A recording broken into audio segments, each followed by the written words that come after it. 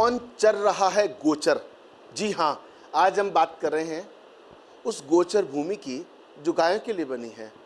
Supreme court की बात करें या हाई कोर्ट से लेकर निचली अदालतों की बात करें, जब जब भी मामले संज्ञान में आए हैं, सज़ा भी सुनाई है, पेनल्टी भी लगाई है और कहीं न कहीं यह भी कोशिश की है कि भविष्य में अतिक्रमण नहीं हो। इन्हीं सब मुद्दों पर बातचीत करने के लिए इस वक्त इलाहाबाद उच्च न्यायालय के पूर्व मुख्य न्यायाधिपति गोविंद माथुर हमारे साथ हैं, जब उनसे बात करते हैं। सर, एक आम इंसान के रूप में गोचर भूमि को लेकर के आप क्या सोचते हैं? देखिए, जिसे आप गोचर भूमि कह रहे हैं वो कानून की दृष्टि के अंदर वह चारागाह भूमि या पास्चर लैंड है, जिसे हम लोग आमतौर पर राजस्थान के सभी क्षेत्रों के अंदर जिसे चरणोट कहा जाता है। किसी भी गांव का और उसके आसपास के इलाके का, इवन शहर के आसपास पास्चर लैंड, चारागाह या चरणोट होते हैं और जिन पर सभी पशुओं का, चाहे वो गाय हो, भैंस हो, बैल हो, बकरी हो, ऊँट हो, वो सभी निर्बाध रूप से चरते आ रहे हैं।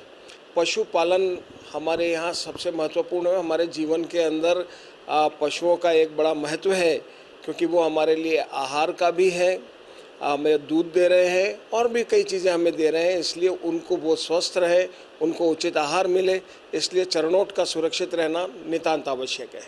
सर, अंत में एक सवाल ये है कि क्या सामाजिक संगठन, क्या सामाजिक कार्यकर्ता, क्या जनप्रतिनिधि, क्या प्रशासन के अधिकारी या जो सो कॉल्ड सोशल एक्टिविस्ट वो कोशिश करें तो एक अभियान चला करके इन चारागाहों को बचाया, जिससे कम से कम उन पशुओं के हित में जिनका दूध हम पीते हैं, बड़े होते हैं और रात को सोने से पहले वो दूध हमको ताकत देता है, सुबह उठने की प्रेरणा देता है।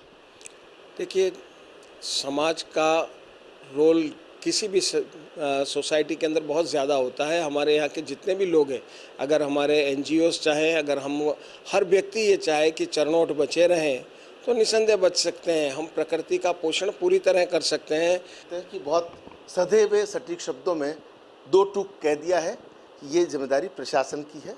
अगर प्रशासन चाहे गाँवों का हो चाहे शहरों का, अगर वो ठान ले, अगर वो तय कर ले, निर्धारित कर ले, नियमों के तहत नियमित रूप से खुद को एक्टिव और सजग रखे, तो ये जो चारागाह की भूमि है, गोचर की भूमि है, उरण की भूमि है, उस पर अतिक्रमण हो ही नहीं।